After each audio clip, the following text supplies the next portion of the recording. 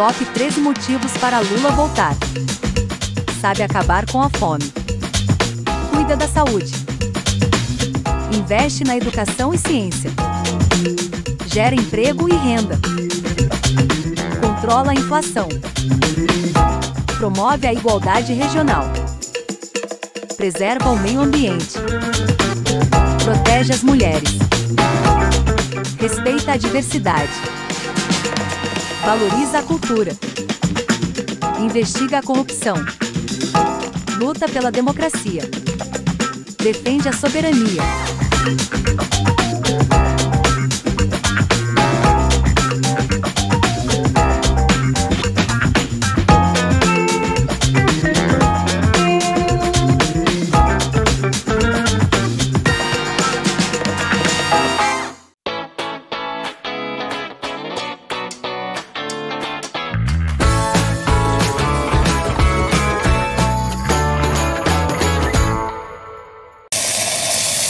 Tá pensando aqui.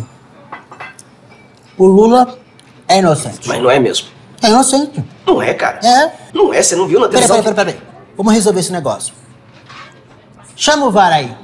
Veja só, Lula foi julgado sem crime e sem prova, só para tirar ele da eleição de 2018. Pior, o juiz depois virou ministro do candidato eleito. Uma imensa vergonha. Mas a justiça entrou em campo e anulou esse jogo sujo. Agora, Lula vai ser de novo nosso presidente. Esse é craque. Tá vendo só? Confia no cara, rapaz. É. Agora vem comigo que faz o L. Assim? Lula lá!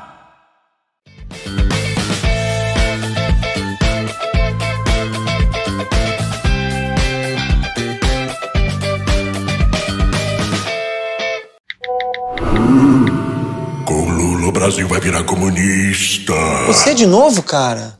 Melhor tempo foi do Lula. O povo comprava casa, carro. Lula vai fechar as igrejas. Ele foi presidente e nunca fechou. Inclusive foi o Lula que assinou a lei de liberdade religiosa. O PT vai quebrar o Brasil de novo. Nunca quebrou. Com o Lula o Brasil foi a sexta economia do mundo. Sai pra lá, assombração.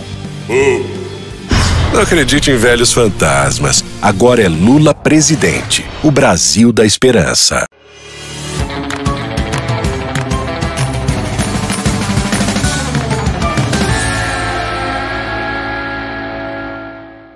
Meus amigos e minhas amigas, hoje as famílias vivem um verdadeiro desespero para botar comida na mesa.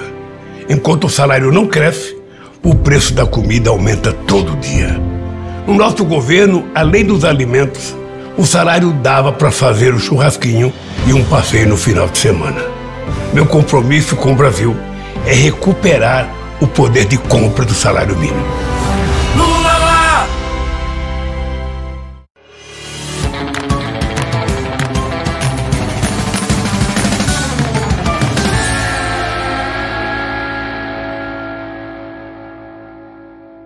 Quer saber tudo que o Lula e o PT fizeram pelo seu estado e pelo seu município? Na Casa 13 tem. Visite nosso site. Mais um Flow, eu sou o Igor e hoje vou conversar com o Lula, cara, o Luiz Inácio Lula da Silva. Muito obrigado por vir aí, cara. É um prazer, Igor. Pô, maneiro. Assim, queria ter esse papo contigo já faz muito tempo, tu não faz nem ideia, cara. Eu imagino que isso não chega nem pra você, mas eu tô tentando falar contigo faz uns 2 anos. Na verdade, o Crispiniano faz tempo que ele quer que eu venha no Flow. É? Faz tempo. Pô, então obrigado, Crispiniano. Tá aqui, ó. Faz tempo. Tá ali, ó. Fez força aí, né? Mas deu tudo certo, graças a Deus. Bom, antes de a gente começar aqui, na verdade, deixa eu falar sobre os patrocinadores de hoje. Começando pela Universos, que a Universos é um jogo desses Play to Earn, de Web3, que, bom, ele funciona com as NFTs lá, significa que você pode jogar e lucrar ao mesmo tempo, tá bom?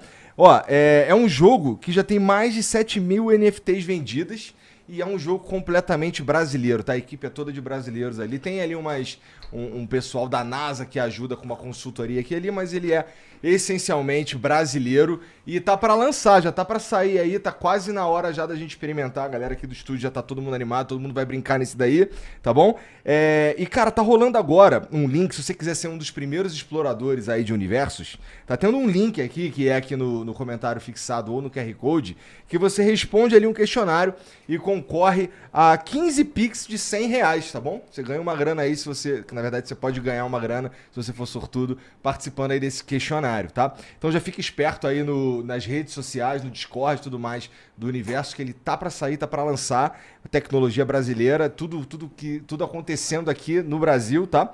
E, cara, tá rolando aí os últimos dias da promoção de você comprar 3 androides e levar mais 3 androides, que são os personagens que você usa ali no jogo ali pra se dar bem, tá bom? Então, ó, não perde tempo, QR Code aqui, o comentário aqui quer dizer, na verdade o link no comentário fixado, e é isso. E tem um presente pro Lula aqui também, ó. Os caras mandaram pra você aí, ó. Toma. Presentinho.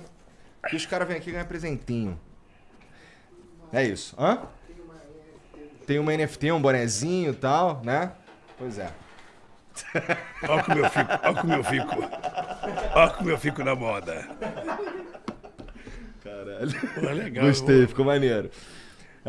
Ok, então é isso. Universos, entra lá nas redes sociais pra você conhecer, tá bom? Agora, deixa eu falar que essa daqui é fácil pra mim pra caramba. Não que a outra... é que o Universo eu ainda não tive a oportunidade de experimentar. Mas a Insider, eu experimento... eu uso, né, todos os dias aí, que é essa camisa aqui que eu tô usando, que o Lula também vai ter oportunidade de experimentar. Toma aí, Lula. Cara, roupinha, vou sair daqui. Roupinha. Você daqui na moda. Vai sair na moda. E ó, a Insider, ela é uma loja online de roupa, tá bom? De vestuário, aí tem várias peças, não tem só camisa, como vocês podem ver, tem camisa de manga comprida também, tem de várias cores diferentes, tem moletom, tem cueca, tem meia, tem de tudo. E uma das coisas mais interessantes aí é que agora a Insider também tá vendendo pra você que assiste a gente e não tá no Brasil, você pode comprar de qualquer lugar do mundo, que chega em 7 dias pra você as suas compras, tá bom? Você pode entrar em insiderstore.com.br, usar o cupom FLOW20, que hoje, especialmente, você vai ganhar 20% de desconto na tua compra, tá bom? E como eu disse, você pode comprar em qualquer lugar do mundo que chega pra você, tá? Em 7 dias. Isso aí. Então, ó, tem o QR Code aqui, tem o link também no comentário fixado, mas pra quem tá só ouvindo, insiderstore.com.br e usa o cupom FLOW20, você vai ganhar 20% de desconto. Beleza? Lembrando aí que as roupas não são feitas de qualquer tecido, não. Tecido tecnológico e tal, que tem... ele mantém o odor aqui dentro da camisa e tal. Tem um efeito bactericida, é fácil, você lava e não precisa passar, você só pendura e já era, tá bom? Conforto térmico aí diferenciado. Então vale a pena experimentar as peças da Insider. Tá bom? Então, ó, insiderstore.com.br e o cupom é FLOW20. E Lula, esse último aqui, cara, assim, não é nada pessoal, tá? Mas, ó, você aí que tá calvo e tá precisando de um implante, certo? Que nem eu fiz 2, inclusive, tá ligado? Você fez 2? Fiz 2.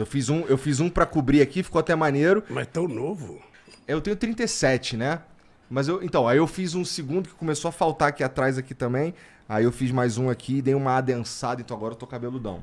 Mas, cara, antes tava meio assustador, pra ser sincero. Então, se você estiver passando por um problema como esse aí, de falta de cabelo, você pode procurar o Stanley's Hair Institute, tá bom? Que é quem fez o meu implante e você não precisa sair do Brasil. Tem aquela ideia de que você precisa ir pra Turquia para fazer o implante capilar e não é verdade. Você pode fazer hoje no Brasil, nas principais cidades do Brasil, o Stanley já tá chegando, tá bom? E, cara, eles fazem um trabalho com o máximo de tecnologia, o máximo de qualidade e o preço é diferenciado. Eu posso atestar que o preço é diferenciado e você ainda pode pagar parceladão lá, tranquilão, passa o cartão de crédito lá, vai ficar cabeludo de novo e no precinho. Beleza? Então, ó, pra você ficar sabendo como é que as coisas acontecem, tem um link aqui no comentário fixado que você preenche ali um questionário, um cadastro rapidinho e você já ganha de cara ali uma avaliação totalmente gratuita e uma sessão de mesoterapia capilar, que é uma espécie de terapia preventiva aí pra queda de cabelo, tá bom? Então conheça aí o trabalho do Stanley aí de colocar cabelo nos outros. Eu fiz. Por isso que eu tô peludo pra cacete. Agora eu posso até me dar o luxo de aparecer por aí descabelado, porque antes eu não tinha escolha, tá bom? Então entra lá, Stanley's Hair Institute, você vai ficar peludão, beleza? É isso. Faltou alguma coisa aí, Borgão? É isso? É isso. Pô, tem um emblema hoje. Da outra vez eu não falei, mas fizeram um emblema do Lula hoje, não fizeram? Isso aqui a gente tem um artista que ele meio que faz em homenagem aos convidados aqui um emblema, um desenho. E cadê? O Jean vai tacar ali pra nós. É o Lipinero que faz. Esse moleque é bom demais. Olha aí, ó. Isso aí é tu. Animado e tudo. Ó. Esse ficou maneiro demais, ó. É, meio super-herói, né? Cara, conseguiu um milagre. O quê? Ô, Igor, você sabe que... Tá com mais cabelo ali, hein, Lula? Esse negócio de cabeludo é o seguinte. Eu fui cabeludo até 2011, quando eu tive o câncer. Quando eu tive o câncer, aí o cabelo despencou e não nasceu mais com a força que tinha. Mas eu tinha medo de ficar careca e não casar, cara. Meu irmão Frechico ficou careca com 22 anos, 23 anos, ele já tinha o cucuruca aqui. E eu tinha um medo, pô, se eu ficar careca, quem vai querer casar comigo, pô? É bom, não foi um problema no fim das contas. Eu não fiquei careca, graças a Deus, tá pouquinho cabelo agora, pouquinho cabelo. Eu não quero mais fazer implante não, mas... Tá certo. Bom, mas ó, você que tá assistindo a gente, quiser resgatar esse emblema aí, é de graça, só precisa entrar em nv99.com.br/resgatar e usar o código LULA, tá bom? Você tem 24 horas pra fazer isso, depois a gente para de emitir e só vai ter acesso ao emblema quem resgatou. Então corre lá pra você completar a tua coleção e também para adornar teu perfil aí, se você curte aí o Lula e tal, resgata lá, tá? Você pode também mandar mensagem pra gente que a gente vai ler aqui no finalzinho do programa. Vai depender aí do tempo, porque o Lula tem um monte de coisa pra fazer amanhã, já me deram uma ideia aqui. Deve estar cansado também, cara, essa correria pelo Brasil e tal. Mas, de qualquer forma, você pode mandar... E, ó, é só daqui a 1 hora, na verdade, que o Jean vai liberar, que você pode querer perguntar alguma coisa que a gente já falou, tá bom? Então, é isso. Cara, Lula, eu tava assistindo esse último debate que teve aí no da Band, ali, um formato diferente e tal. Teve uma hora... formato, bom. Bom formato, né? É melhor do que os outros. Eu também acho. Eu também acho que só é possível porque só tinha você e o Bolsonaro, na verdade. Não tinha aquele monte de gente, né? Nós já tivemos debate, todo segundo turno, o debate é mais flexível. Eu já tive com o Alckmin, já tive com o Serra. É um debate melhor, porque você tem 1h30, você e o teu adversário. O problema de debater com o Bozo é que ele é um mentiroso compulsivo. Tá porra. É um negócio impressionante. Eu pensei que o Maluf que era mentiroso, porque... Eu faço política há 50 anos. Todo político é mentiroso, Lula? Não é verdade. Não é verdade. Deixa eu lhe falar uma coisa. É que se cria uma imagem do político que causa prejuízo à política. Tá. Você tem político sério de direita, você tem político sério de esquerda. De fato. Você tem político sério de centro. Sabe? Você não precisa mentir. Eu estava vendo um vídeo do Bozo esses dias. Ele, naquele vídeo em que ele está falando das meninas venezuelanas... Ele fala textualmente, tenho que mentir, é preciso mentir. O político tem que mentir. Porque sempre é mais fácil acreditar numa mentira. Uma mentira, minha mãe dizia, uma mentira ela voa, a verdade engatinha. É sempre assim. Mas eu acho que você tem muitos políticos no Brasil que não mentem, que são pessoas sérias. Sabe? Só para você ter ideia, todos os deputados que tiraram nota 10 na Constituinte, todos os deputados não se reelegeram. O cara foi nota 10. De prestar serviço à sociedade, era medido a nota pelo que o cara fazia pelo povo trabalhador. Sabe, os deputados que tiveram nota 10 não se elegeram, cara. E a que tu atribui isso? Porque significa que o povo não presta muita atenção, sabe, no exercício do mandato, e muitas vezes a imprensa, ela desinforma, ela julga todo mundo. Ou seja, quando ela fala o Congresso não trabalha, ela não diz quem trabalha. Ela coloca todo mundo no mesmo caixote. E isso vai cometendo equívocos, erros, e as pessoas vão tendo uma visão deturpada. O Ulisses Guimarães dizia, toda vez que a sociedade quer mudar o Congresso e fala que vai mudar, ele muda para pior. A quantidade de gente que entrou no Congresso nesses últimos 4 anos foi muito pior, cara. As pessoas mentem descaradamente, sobretudo depois da internet. Essa tal de fake news, ela é um liberou geral para o cara que não presta, para o mentiroso. Você não tem noção. Você não tem noção do que é isso. Você não tem noção. Eu lembro que teve aquele assunto lá de mamadeira de piroca, teve umas coisas absurdas assim. Essas coisas absurdas que eles inventam todo dia, não tem critério. Eles são capazes de dizer que você nasceu mulher e depois vira homem. Eles são capazes de dizer que vaca voa. Eles são capazes de dizer que cavalo tem chifre, boi não tem. Qualquer mentira não tem tamanho e não tem hora. É uma verdadeira fábrica de mentir a campanha do Bolsonaro. Eu tenho uma coisa, Igor, que eu aprendi a fazer política ainda quando eu estava no movimento sindical. Então, você tem um discurso mais ideológico, um discurso mais em defesa das coisas que você acredita, mais em defesa da melhoria dos trabalhadores e tal. Você defende programa de governo, eu quero ser presidente porque eu quero fazer isso, quero fazer aquilo. Não, hoje não tem mais, cara. Isso também hoje é não tem mais. Hoje é o seguinte, é mentira atrás de mentira e você passa o tempo respondendo. E como é que tu lida com isso sem, assim, você tá dizendo, basicamente, que a campanha do Bolsonaro é baseada em mentira, mas assim, você também falou que ninguém mais está prestando atenção em plano de governo e tudo mais. Como é que tu lida com isso? Deixa eu falar, não só a campanha é com base na mentira, e das piores mentiras, da coisa mais perversa que você pode imaginar, como o governo dele é uma mentira. Ou seja, já foi patenteado, divulgado, de que ele mente quase 8 vezes por dia.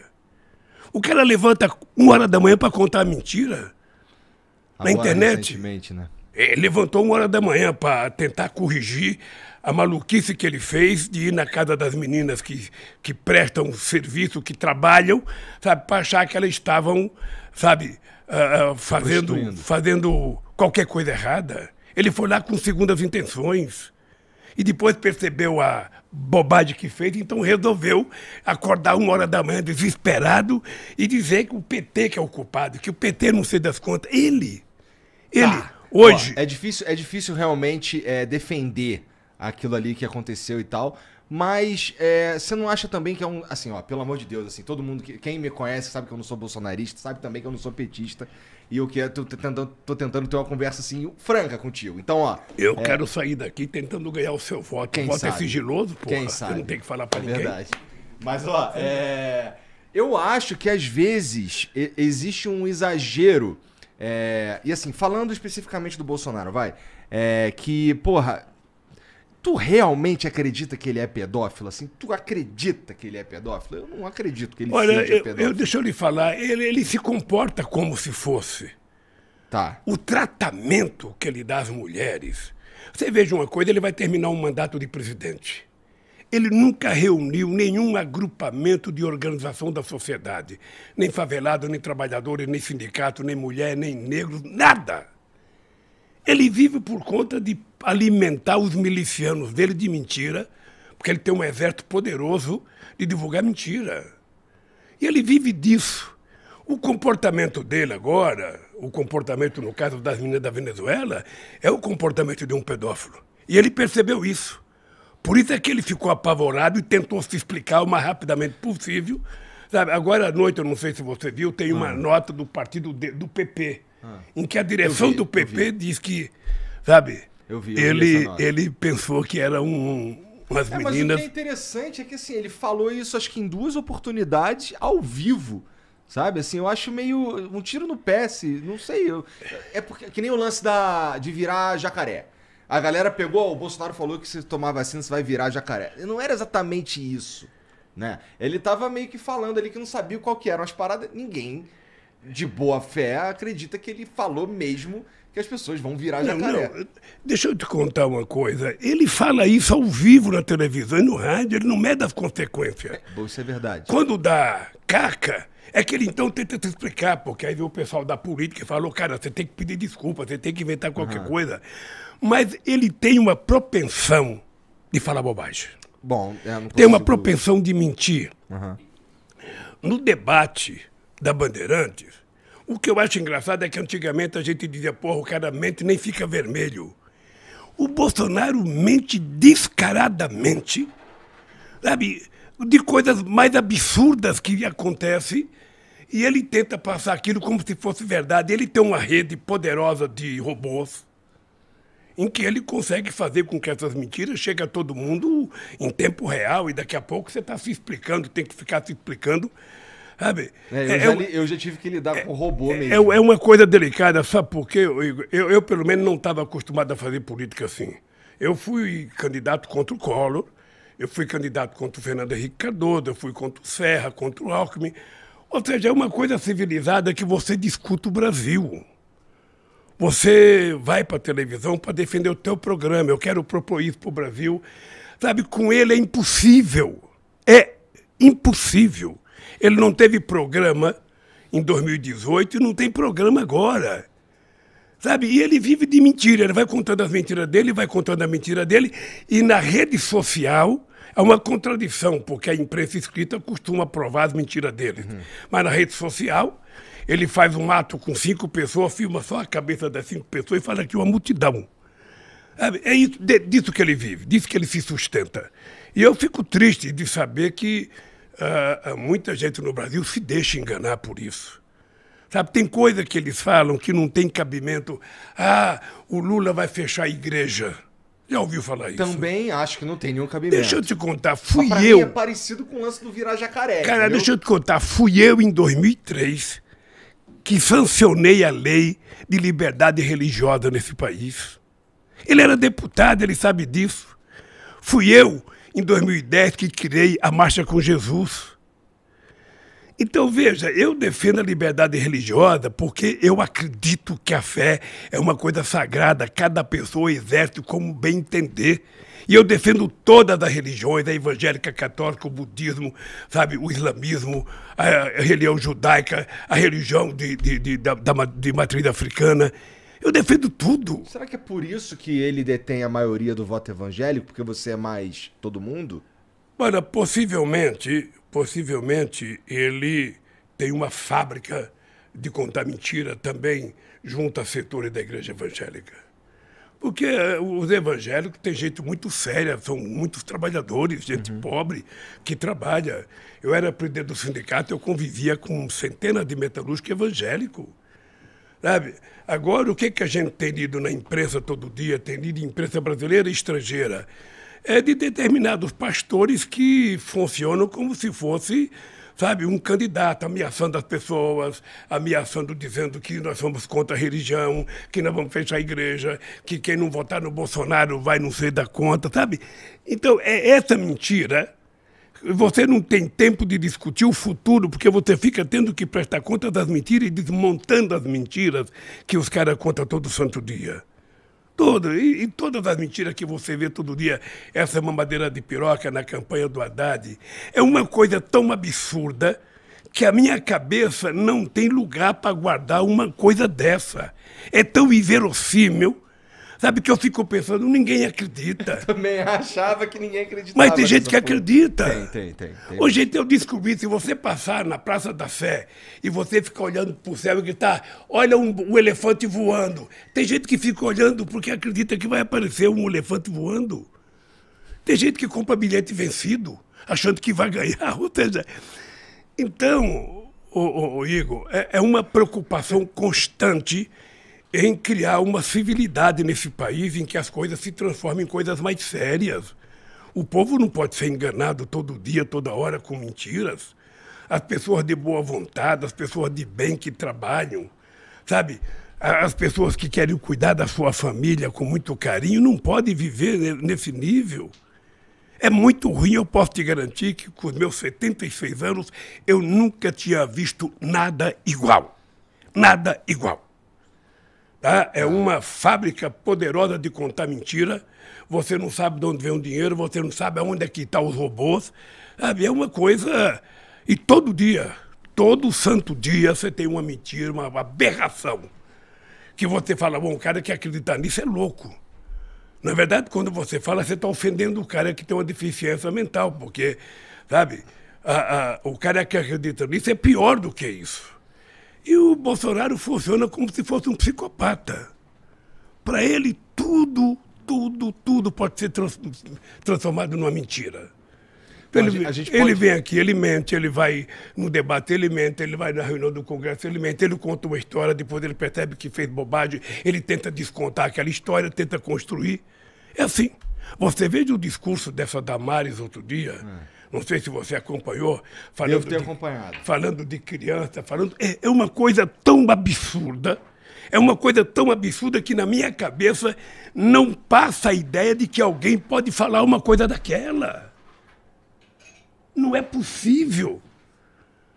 As pessoas dizem... E tu, se eleito, vai ter que lidar com ela lá no... Pois é, essa gente foi eleita e essa gente você tem que lidar com ela. Pois é, assim, se tu for eleito, agora, tu vai ter que lidar com uma galera... Agora, sabe o que acontece? É que lá também o jogo é mais duro. Porque lá também não tem bobo. O bobo ficou de suplente. Sabe? Então ela também vai enfrentar pedreira no exercício do mandato dela. Ou seja, você elegeu algumas pessoas que, sinceramente, o Brasil não merecia. Tem uma piada antiga que diz o seguinte, que estava reunido... Foi o povo que escolheu. Estava reunido com isso. Eu sei, é isso mesmo. Estava reunido um americano, estava reunido um francês e um japonês falando da qualidade do seu país. Os americanos reclamando dos furacão, que Deus foi injusto que colocou furacão, que Deus foi injusto que colocou muita neve, sabe, no outro país, que Deus foi injusto porque colocou muito vento no nosso país. E aí... O cara falou, porra, mas você só cuidou bem do Brasil. No Brasil não tem furacão, não tem tufão, não tem terremoto, não tem vulcão. E Deus falou, você vai ver a classe política que eu vou colocar lá. E aí acontece um pouco isso. Acontece um pouco isso. Sabe? Lamentavelmente, essas pessoas são eleitas, você tem que lidar com elas, na expectativa de que elas, pelo menos, tenham juízo de utilizar o mandato para servir a sociedade. Idealmente, né? Para isso Sabe? que elas estão ali, na verdade. Cara, isso. tinha uma dúvida pra mim rapidinho aqui, ó. Eu reparei, na verdade eu não reparei não, um amigo meu chamou minha atenção no debate que você tava usando a mesma gravata que você usou em um dos depoimentos pro Moro. Tu pensou nisso ou foi sem querer? Não, sabe por quê? Que aquela gravata é um símbolo pra mim. Aquela gravata eu ganhei quando o Brasil ganhou as Olimpíadas em Copenhague. Você pode ver que lá em Copenhague eu estava com aquela gravata, o Pelé estava com aquela gravata. Entendi. Sabe, foi uma gravata que o Comitê Olímpico deu para nós. E eu fiquei com 18 gravatas. Dei uma para o Jô Soares, sabe, e não sei quem foi que pediu outra. Eu tenho lá em casa. Então aquela gravata eu uso toda vez que eu vou encontrar com um representante estrangeiro, eu uso aquela gravata. Tá, então ela de fato significa alguma coisa. Significa, sabe... Significa minha pátria amada. Entendi. Significa, que bonitinho, cara. Significa, aquela gravata simboliza o Brasil. Sabe? Eu achei muito bonito, então eu uso ela toda vez que eu vou ter uma reunião com um representante estrangeiro, eu uso aquela gravata. Entendi. Mudando um pouco de assunto, cara. Ó, Bom, por que você acha que existe na esquerda? Eu tô falando da minha experiência, que assim, eu já apresentei aqui nesse formato quase 1000 programas, tá? E eu percebo, cara, uma dificuldade em trazer uma galera que declaradamente de esquerda para conversar. Não sei se as pessoas se sentem desconfortáveis ou imaginam que eu sou o diabo ou um grande cientista político, qualquer coisa nesse sentido aí que eu não sou. Mas assim, eu sinto a verdade é que eu sinto uma certa resistência, assim, majoritária, assim, quase que exclusivamente de esquerda. Eu consigo marcar uns caras assim, centro-direita com muita facilidade, mas de esquerda eu tenho mais dificuldade. Por que você acha que... Eu vou até apresentar uma relação de cara de esquerda. Tá, faça isso, porque... Deixa eu te contar, Igor. Tá. Eu, por exemplo, eu não tenho nenhuma preocupação em fazer entrevista ao vivo com quem quer que seja. Agora, o que eu tenho preocupação é dar uma entrevista por escrito para um cara que eu sei que me odeia, porque eu não sei o que ele vai escrever. Eu também tenho essa preocupação. Ou se você gravar num canal de televisão, você não sabe o que ele vai editar. Mas ao vivo, eu não tenho nenhuma preocupação. Até porque, para mim, não tem pergunta difícil, não tem pergunta irrespondível. Sabe? Ou você sabe ou não sabe. E tem muita gente boa de esquerda. Gente muito boa. E não precisa ser de esquerda, não. Porque não é só a esquerda que tem a verdade dentro de si. É importante a gente saber que tem muita gente séria que não é de esquerda. Muita gente boa, muita gente comprometida, muita gente que pensa no Brasil. Sabe? Eu acho que é essa gente que precisa falar mais, que precisa discutir mais, que precisa se apresentar mais. Porque sabe o que acontece? Quando você fala, eu não sou político, você já falou isso? Eu já falei que eu não gosto de política. Então deixa eu te contar. Junho de 1978, eu não era nem nascido ainda, porra. E eu dizia, eu não gosto de política e nem gosto de quem gosta de política. De política eu gosto, eu achava o máximo. A imprensa me tratava como o rei, o jornal Estado de São Paulo, o Jornal do Brasil, Lula, o puro. O sindicalista que não gosta de política, ele não quer o poder. 2 anos depois eu estava criando um partido político. Porque o problema é o seguinte, Igor, se você não faz política, alguém faz por você. Sim.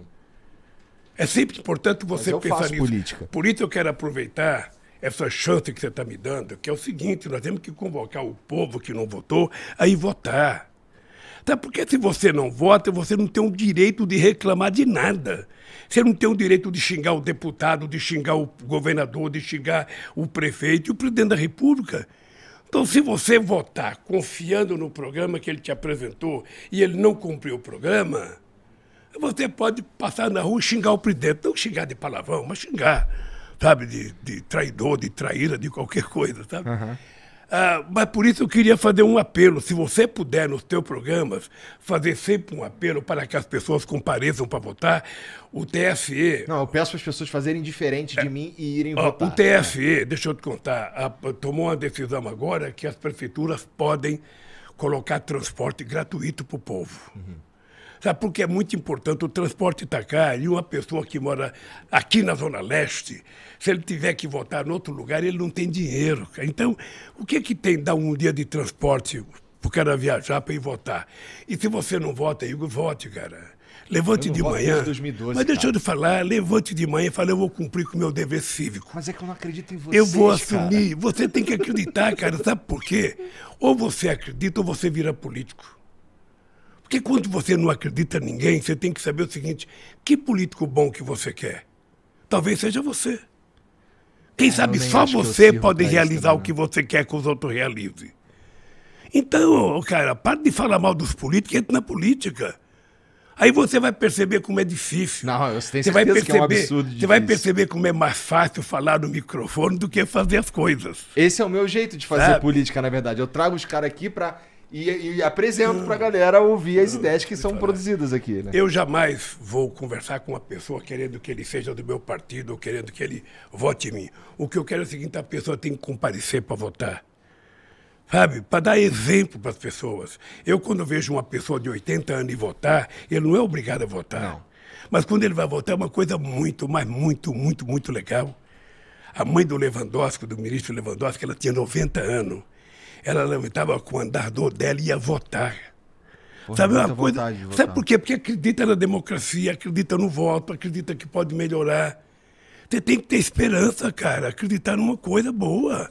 Não é possível que essa quantidade de candidatos que tem no Brasil não tem ninguém que mereça a sua confiança. Deve ter. Deve ter. Se olhar com cuidado... Tem. Olha, não seja o Lula de 78.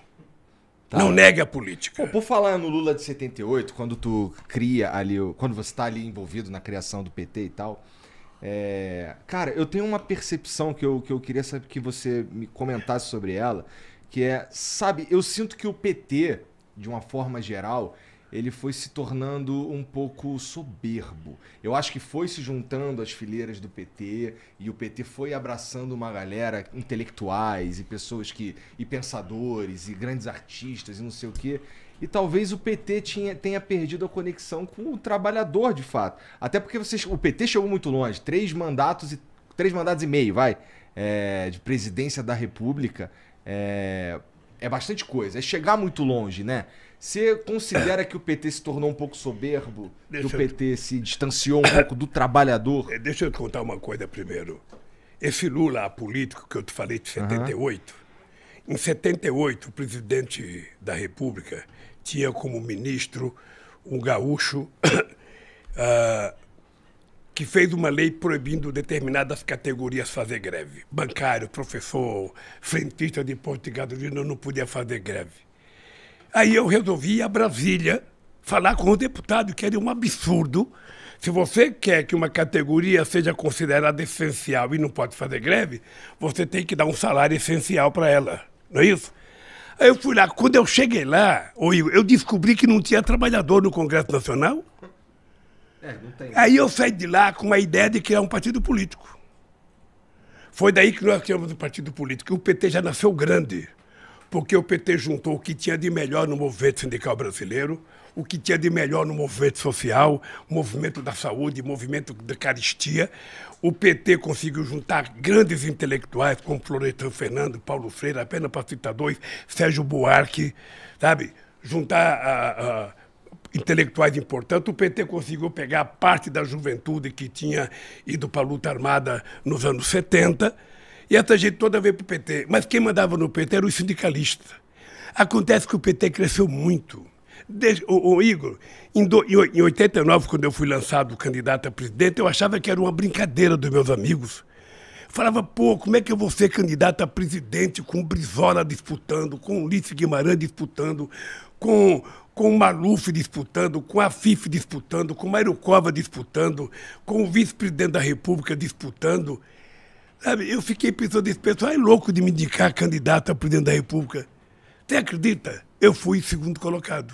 Então o PT foi o segundo em 89, o segundo em 94, o segundo em 98, o primeiro em 2002, o primeiro em 2006, o primeiro em 2010, o primeiro em 2014 e o segundo em 2018. E agora estamos em primeiro outra vez. Então o PT é muito grande. Sempre muito grande. O PT é muito grande. E o PT não é a nossa direção nacional. O PT, na verdade, tem gente muito importante espalhado por esse Brasil afora. Sabe, gente do campo, gente pescador. A parte da sociedade está vinculada ao PT.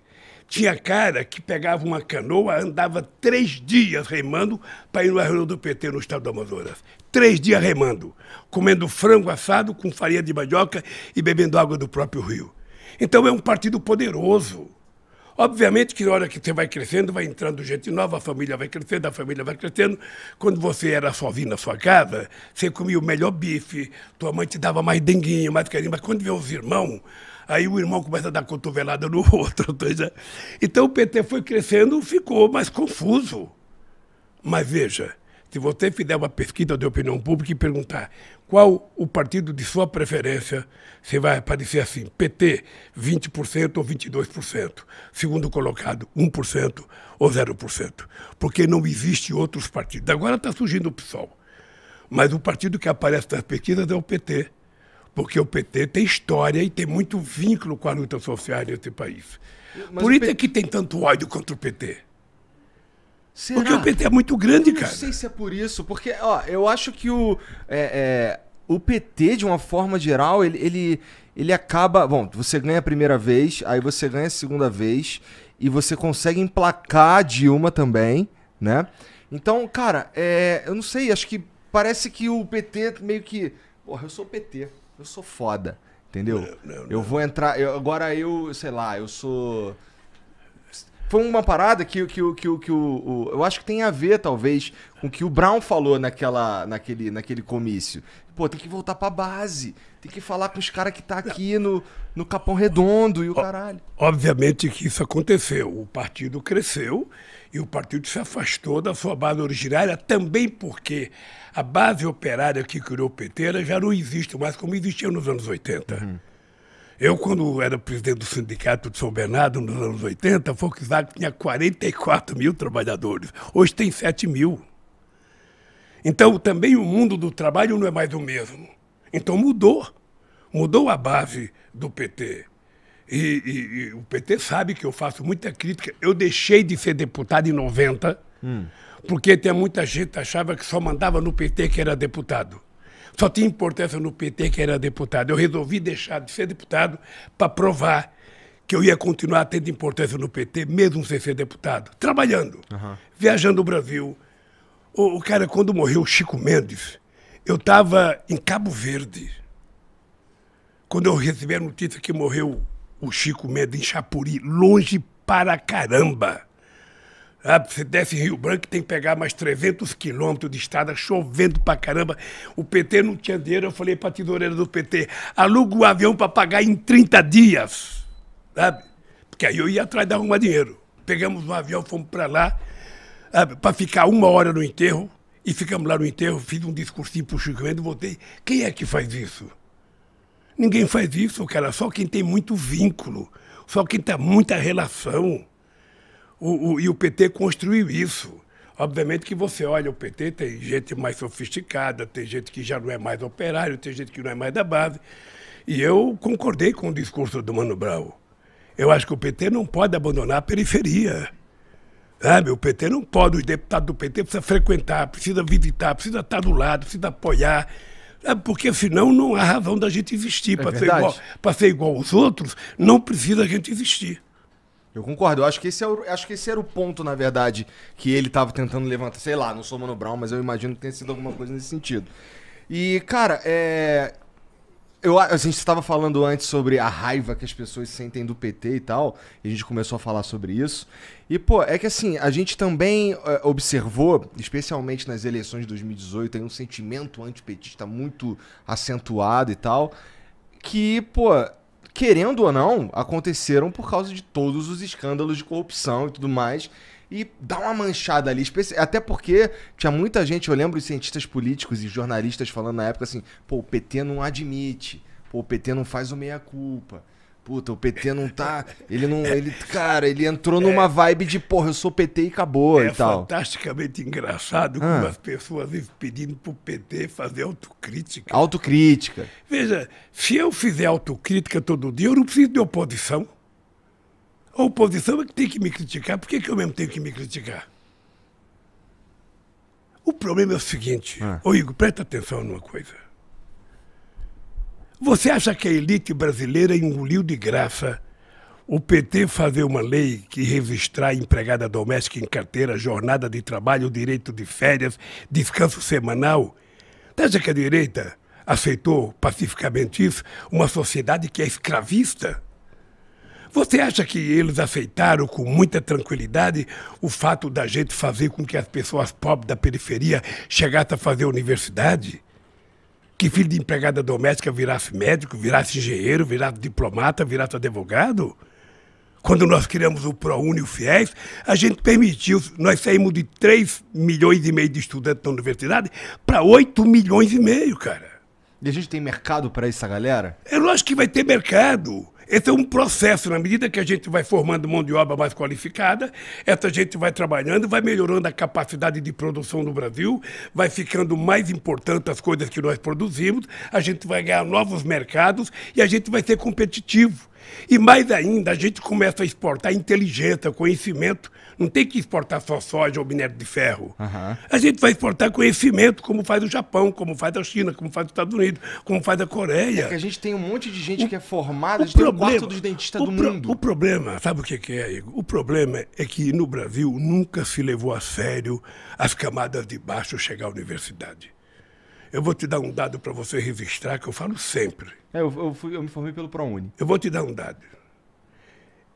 O Peru foi descoberto em 1492, quando Colombo chegou aqui. Em 1554, o Peru já tinha sua primeira universidade. O Brasil foi descoberto 8 anos depois. A primeira universidade brasileira foi em 1920, ou seja, nós demoramos 420 anos para fazer a primeira universidade. Por quê? Porque 420 universidades tem tudo a ver, pô. Porque os filhos do rico iam estudar na França, nos Estados Unidos, eles estudavam. E como era uma sociedade escravista, para que negro precisa aprender, índio precisa aprender e pobre precisa aprender? Não. Esse país, até 1930, só podia votar quem tivesse terra, quem tivesse dinheiro. Sabe? Que era, mesmo que o cara não produzisse nada, se ele tivesse muita terra, ele virava conde, virava duque. E a gente não tinha. O analfabeto só foi começar a votar no Brasil na Constituição de 88. Ora, o cara sabe trabalhar, o cara sabe fazer pão, o cara sabe fazer um monte de coisa. Por que ele não pode saber votar? Por que ele era proibido de votar? Não, mas aí então tem muita coisa errada na nossa história. Você veja o pô. atraso em que a gente está submetido. O Brasil foi o último país do mundo a fazer a independência, o último a abolir a escravidão, o último a dar voto para a mulher. Você percebe que há uma... Eu tenho um amigo meu que é jornalista e ele tem um sítio em Porangaba. Porangaba é indo para Sorocaba. Quando esse cara resolveu dar 13º salário para o funcionário dele, o restante dos sitiantes se rebelaram. Cara, como é que você vai dar 13º, vai dar férias? Sabe? Todo mundo vai querer. Ele arrumou inimigo por conta disso. Agora você imagina a gente colocar os pobres para ir para o aeroporto de Congonhas viajar de avião. O Guarulhos. O que a classe média alta falava? Pô, esses caras, o aeroporto tá virando uma rodoviária. Tá cheio de pobre que não sabia nem sentar no avião. Aí, o que nós fizemos foi o seguinte: nós fizemos a maior política de inclusão social que esse país já conheceu desde que foi descoberto. E na prática, por que eles conseguiam pegar o avião? O que mudou? Eles passaram a ganhar mais. O salário mínimo aumentava todo ano. O pequeno agricultor começou a ganhar mais porque a gente dava mais dinheiro. Quando eu cheguei na presidência, o Pronaf era 5 bilhões. Só liberava 2 bilhões. Quando nós deixamos o governo, era 30 bilhões. Então a gente criou programa de PA para comprar alimento, a gente comprou o PNAE para comprar alimento e dar para as pessoas mais pobres nas escolas. Ou seja, nós fizemos um programa de inclusão social, nós criamos o Pronaf Mulher. A mulher recebia o dinheiro, o Minha Casa Minha Vida, a escritura era dada no nome da mulher. Sabe? O Bolsa Família, o cartão era no nome da mulher. Porque a gente inverteu um pouco a lógica de achar que os pobres não podem subir um degrau na ascensão social. É preciso as pessoas compreenderem. Nós tiramos 36 milhões de pessoas da miséria absoluta, acabamos com a fome nesse país que votou agora poderosamente forte, e nós conseguimos colocar 42 milhões de pessoas com padrão de classe média baixa. A coisa mais orgulho que eu tinha quando eu chegava no Nordeste, os caras falavam: Lula, eu encostei o meu jumento e comprei uma motocicleta. O governador do Ceará me contou que ele encontrou 8 mil jumentos abandonados. Sabe? Ele teve que criar um lugar para guardar o jumento, porque o cara evoluiu. Ô Igor, ninguém quer ser pobre, cara. Ninguém quer ser pobre, ninguém quer comer mal, ninguém quer se vestir mal. Todo mundo quer ter as coisas. Por que o cara é pobre? Porque ele não teve oportunidade. Ele não teve chance. O que vai fazer agora? Porque assim, quando tu se elege, em 2002 lá, podemos dizer que você deu uma sorte ali com o boom das commodities coincidindo com o teu governo. Assim, você vai comentar. Mas, cara, agora a gente tá num momento completamente diferente e você tá dizendo, pelo que você tem dito, pelas coisas que você tem falado e tal, é que dá pra voltar pra um patamar parecido que a gente tava ali, que foi possível aí de 2002 a 2010. Qual que vai ser, o que é o motor agora dessa vez? O que vai fazer a gente conseguir aí a tal da picanha, a tal da cerveja? Então deixa eu falar pra você uma coisa. Se criou o fetiche de que o Lula deu certo porque teve o boom da commodities. Por que não deu certo pro Fernando Henrique Cardoso? Porque meio que começou ali em 2000 e pouquinho. É porque, sabe o que acontece? É porque nós fizemos com que as coisas acontecessem colocando o pobre dentro do orçamento. Você sabe quantos milhões de empregos nós criamos no nosso governo? 22 milhões de empregos com carteira assinada. Você sabe quantos meninos foram estudar no exterior? 100 mil meninos foram fazer curso no exterior, fazer pós-graduação. Precisa de grana para isso. Nós fizemos 19 universidades federais novas e 178 campos avançados. Nós saímos de 140 escolas técnicas para 422. Houve uma revolução nesse país. Uma revolução. Pela primeira vez, os pobres começaram a se sentir participantes e se transformar em sujeito da história. Os catadores de material reciclável, eu levei eles dentro do BNDES para tomar um empréstimo de 200 milhões de reais. Por que só emprestar dinheiro para o grande e não emprestar para o pequeno? Emprestar para a cooperativa deles. Emprestar dinheiro para a cooperativa, sabe, de quebradeira de coco do Babaçu, para as bordadeiras do Piauí, para a bordadeira do Rio Grande do Norte. Agora, quando eu votar, a gente vai abrir linha de crédito muito grande para que a gente possa investir em micro e pequenos empreendedores. Se o cara for um Igor, se o cara tiver inteligência de fazer o que você faz, sabe, na internet, ou seja, ele vai ter financiamento para trabalhar, para começar. Se ele quiser montar um restaurante, um bar, uma oficina de motocicleta, de bicicleta, de carro, o que ele quiser fazer, ele vai ter crédito.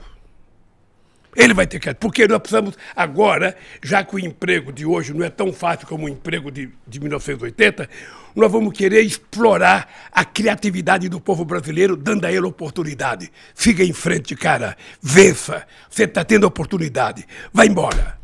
É isso que eu vou fazer. Como é que tu vai fazer isso? Precisa sair dinheiro de algum lugar, cara. Não, os bancos públicos existem para isso.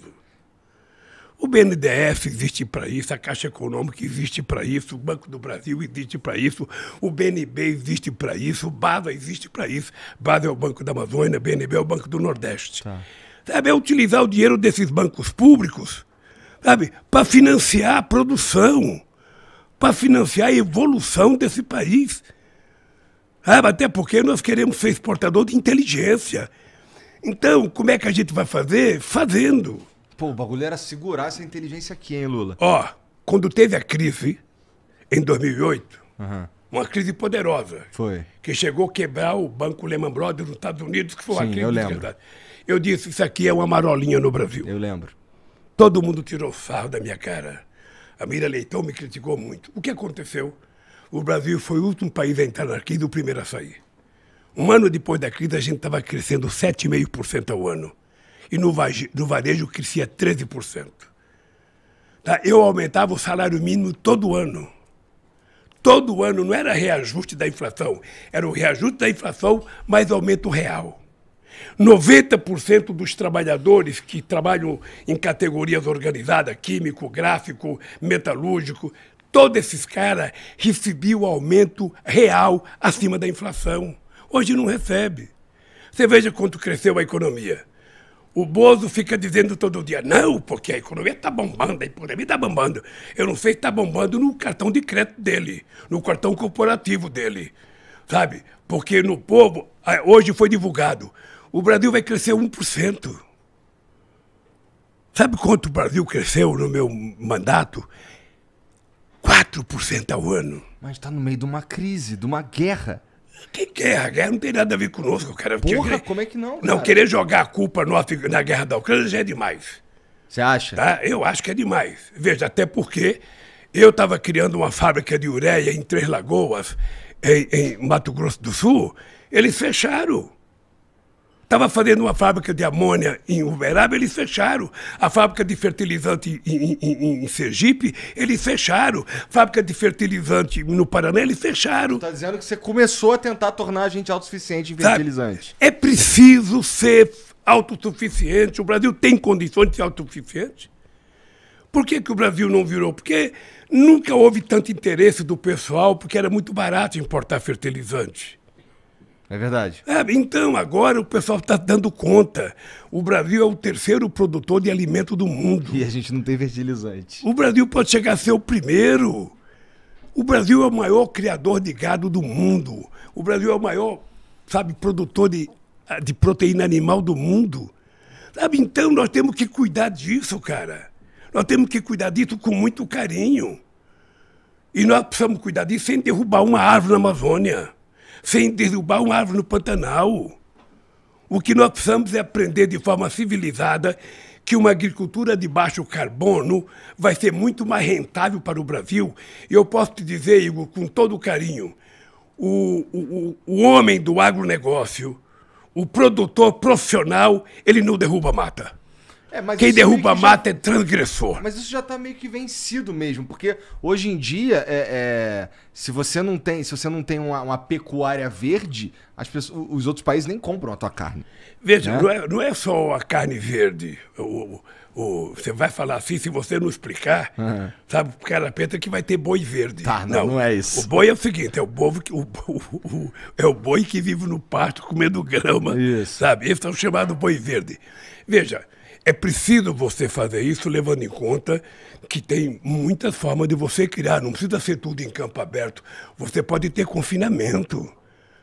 Aquela carne que o Bolsonaro estava comendo outro dia, R$ 1.200 a picanha do Japão, aquele boi é criado num confinamento ouvindo música clássica, Quinta Sinfonia de Beethoven.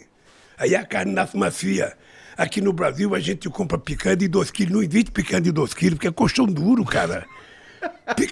Picanha 700 gramas, 800 tu gramas. manja no churrasquinho. Hein? Então, deixa eu te falar. O Brasil pode muitas coisas. A gente pode fazer, nós temos 30 milhões de hectares de áreas degradadas, de pastos abandonados. O que você tem que fazer? Recuperar essa terra e plantar o dobro do que você planta hoje sem precisar derrubar uma árvore no Pantanal, uma árvore na Amazônia. O que nós precisamos saber é que a riqueza da Amazônia está na exploração da biodiversidade da Amazônia, para que a gente possa fazer com que a indústria de fármaco cresça, a indústria de cosmético cresça e a gente possa melhorar a qualidade de vida do povo da Amazônia. E nós precisamos compartilhar com o mundo. O Brasil é dono da Amazônia.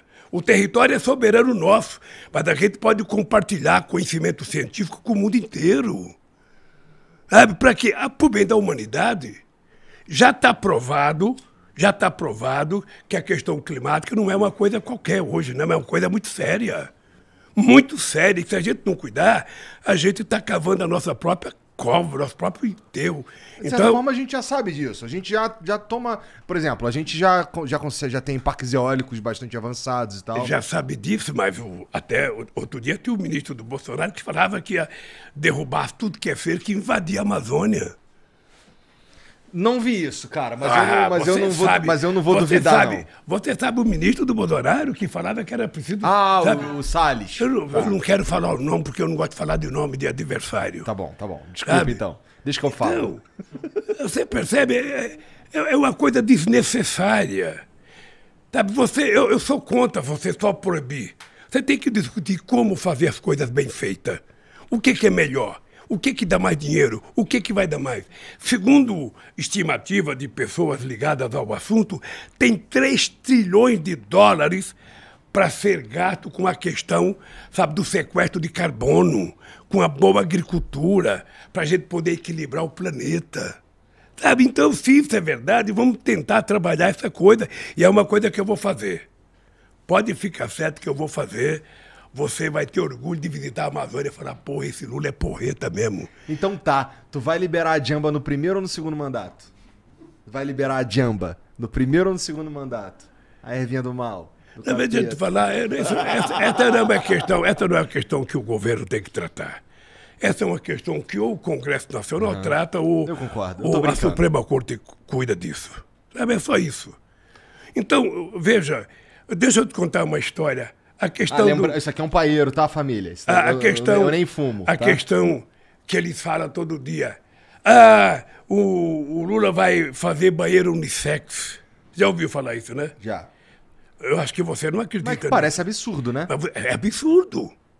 Esse cara não tem respeito. Eu sou pai de 5 filhos, eu tenho 8 netos, dos quais 4 meninas, e tenho uma bisneta. Esses caras pensam que pode mentir de qualquer jeito, as pessoas acreditar. Sabe, não é possível as pessoas terem o desplante de contar uma mentira dessa no microfone dentro de uma igreja. Tu considera que... Tá, então você está dizendo que... Ou seja, uma igreja é um lugar para a gente ir para rezar, para a gente tratar da nossa espiritualidade. A igreja não é um lugar que você vai para mentir. Ou para fazer campanha. Para cometer pecado e fazer campanha, falar mal dos outros. Uma mulher, uma família, quando sai de casa com seus filhos que vai na igreja, ela vai tratar da sua espiritualidade, ela vai tratar da fé da família. Por que o cara tira proveito para fazer política barata, nojenta e mentirosa? Bom, aí eu concordo que não devia ser um lugar para fazer campanha também, não. Agora, sempre que você puder, cara, aproveita o microfone e dá porrada nisso. Senão a gente não conserta esse país. Você não pode criar uma sociedade mentirosa. Mas eu dou porrada nisso, cara. Isso é bom, é bom. Se o PT errar, dê porrada também. Eu dou porrada no PT também, pô. Tá. Isso. Deixa eu te falar. A gente percebe que em 2018... Na verdade, essa é a minha análise, tá? Aí vamos ver o que você pensa sobre isso. Em 2018, cara, quando o Bolsonaro é eleito... Você considera que ali o Bolsonaro ganhou a eleição ou o antipetismo ganhou a eleição, cara? Ali eu considero que a sacanagem que fizeram comigo e me prenderam fez com que ele ganhasse as eleições. Você acha que se fosse você o cara, tu ganhava? Eu dele? ganharia as eleições no primeiro turno. Sério? Sério. Quando me prenderam, eu cresci 15 pontos na pesquisa da opinião pública. Mas por que te prenderam? Não, mas é porque, sabe o que acontece, cara? Eu saí do governo com 87% de bom e ótimo, com 10% de regular e 3% de péssimo. Com todas as mentiras contadas a meu respeito. Ô Igor, você sabe... Não, mas quando tu saiu, tava tudo ótimo. Você mesmo. sabe que eu tive 13 horas de Jornal Nacional contra mim? Você sabe que eu tive 60 páginas de revistas contra mim? Você sabe que eu tive 680 primeiras páginas de jornais contra mim? E é por isso que tu fala sobre regular a mídia, Sabe? cara? E as pessoas... Eu não falo em regular a mídia, veja. Daqui a pouco a gente fala sobre isso, que vamos é um discutir tema... isso também. É. O que eu falo é o seguinte, é que é preciso dizer a verdade sempre. Eu, se fosse um cara que tivesse cometido erro, eu teria saído do Brasil. Eu recebi convite para ir embora do Brasil, para ir para a embaixada. Como eu queria provar que o Moro era um farsante, eu falei, não vou para Curitiba. Contra a vontade de muita gente.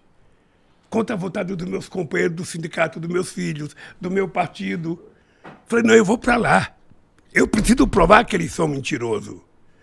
E ainda contratei um advogado que não é criminalista. Contratei um advogado que...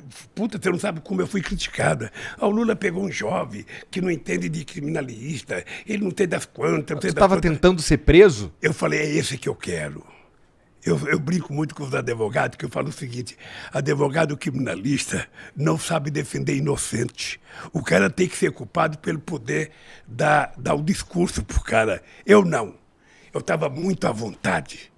Sabe, eu falei, eu vou provar. Você está lembrado do meu primeiro depoimento em Curitiba? Eu falei o seguinte, ô juiz, você está condenado a me condenar porque você já mentiu demais. E aconteceu exatamente o que eu previa. Então, veja, eu me preparei espiritualmente, psicologicamente, para sair da cadeia. Quando tentaram insinuar que eu deveria fazer um acordo para sair para minha casa com tornozeleira, eu falei, eu não troco a minha dignidade pela minha liberdade. Não vou colocar tornozeleira porque eu não sou pombo correio. E a minha casa não é prisão. A Janja está ali, minha mulher, ela chorou pra cacete que ela queria que eu aceitasse para casa com tornozeleira. Meus filhos queriam que eu fosse para casa. O partido queria que eu fosse para casa. Não, Lula, sai, vai para casa, não. Eu não vou sair para casa, não. Eu vou sair para casa quando eu tiver decretado a minha inocência. Quem me prendeu, que assuma a responsabilidade. Por que eu vou sair para minha casa para o pessoal ficar me xingando? E essa canelinha que mamãe pôs no mundo por nem colocar tornozeleira? Não, cara, não é assim que se brinca comigo. Sabe, não é assim. Entendi. Então, eu fui para lá, sabe? O PT ficou muito desgastado. Eu digo que a companheira Gleice foi uma mulher da mais alta competência e coragem que ela enfrentou. A gente não aceitou, não tem negociação comigo. Eu quero ser julgado. Quero ser julgado, porque o Moro é mentiroso. A sentença que ele me condenou, qual foi o crime que eu cometi? Um ato indeterminado.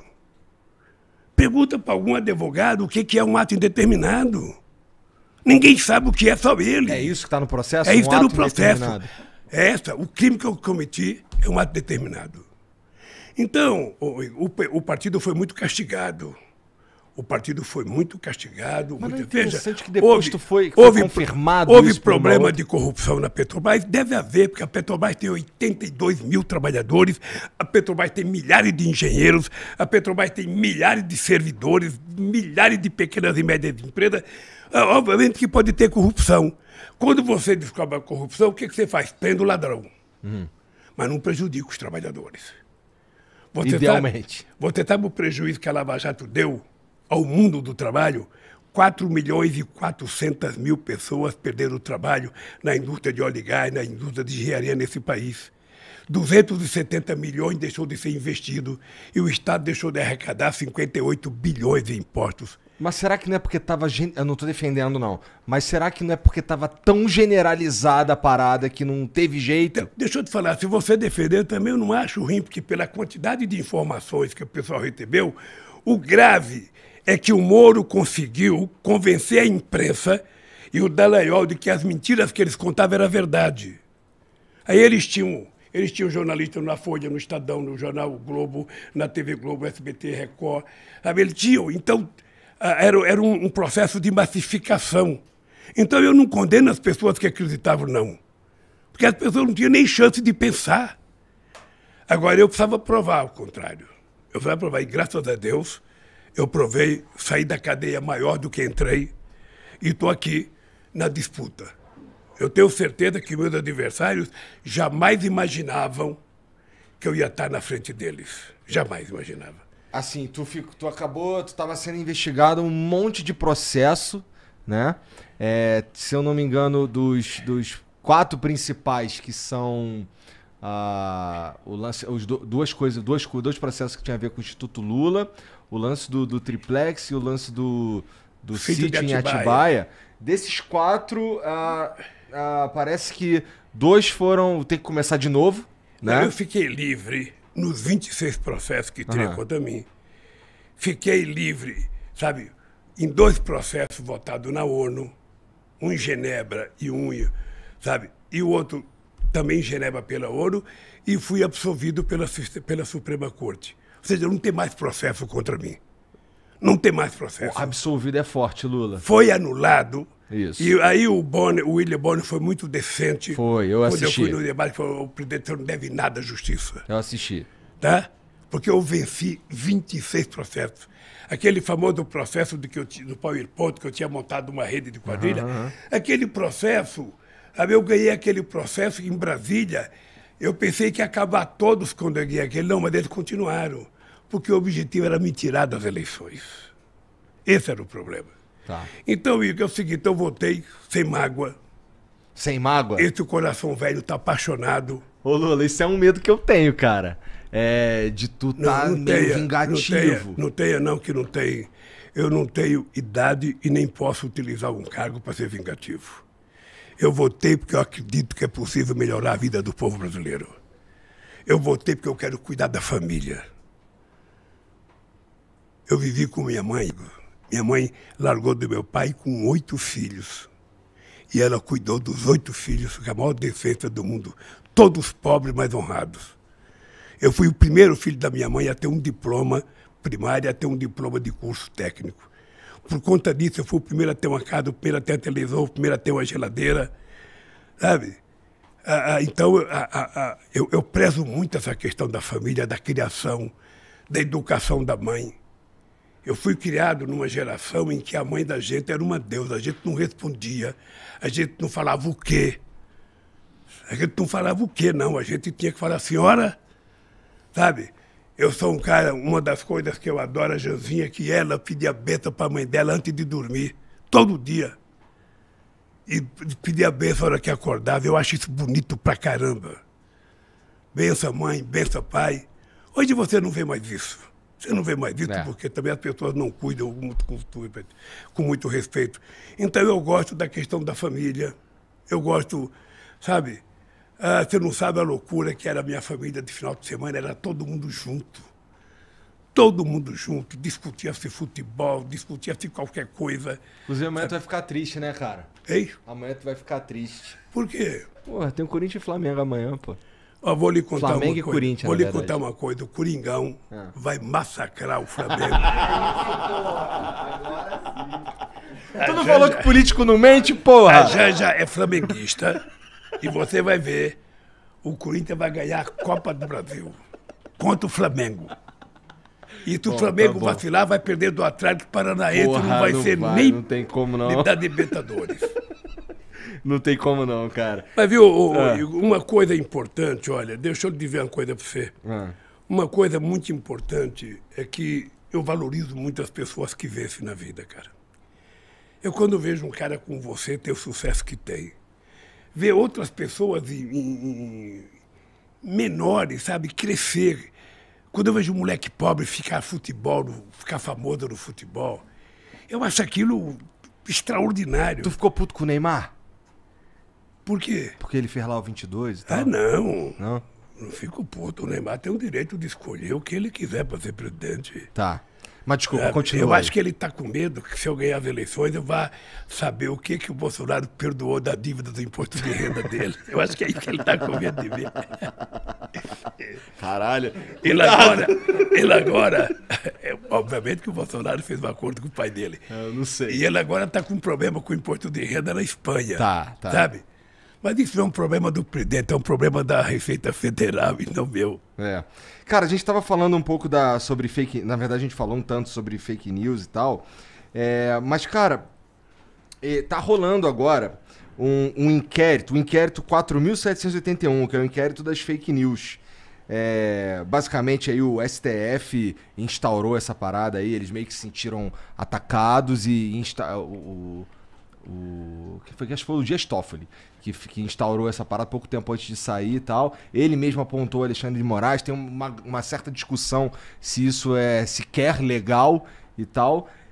Mas, cara, particularmente, eu acho que para a sociedade isso é um assunto, além de espinhoso, ele é um assunto muito perigoso. Porque, ó, eu não sei se eu confio a decisão do que é fake news ou não ao governo, cara. À mão de um político. Então, mas deixa eu te contar uma história. Vamos colocar esse debate na mão da sociedade. Vamos. A gente não tem que ter medo do debate. Vamos definir o que é fake news e o que não é. Você não pode utilizar um instrumento. Você acha que a sociedade se envolve nessa definição, nós né? temos que fazê-la discutir. Tá. Veja, você não pode criar um instrumento poderoso, sabe? Pode virar censura. Com esse mundo digital. E deixar a revelia para cada um fazer o que bem entende. Fake news é algo velho, é que agora está potencializado. Não, veja, a mentira é uma coisa antiga. Até sofisticou de fake news. Isso graças ao Trump. Mas veja, deixa eu lhe falar uma coisa. É que antigamente você contava uma mentira. Você chegava pro teu pai e falava: ô pai, eu fui bem na escola, meu boletim só tem 10. E você só tinha vermelho no boletim, não tinha passado. E só você e teu pai sabia. Agora não. Agora o cara se tranca no quarto dele e pega o seu celular e fala mal da mãe de todo mundo, do pai de todo mundo, sem nenhuma responsabilidade. A gente não pode, o cara promove a morte, promove a violência, promove o tumulto, sabe? Não é possível. Ao invés da gente chamar, sabe, rede social, sabe? Não é uma rede social, porque tem muita coisa que não é social. Então é preciso que as pessoas saibam o que é normal.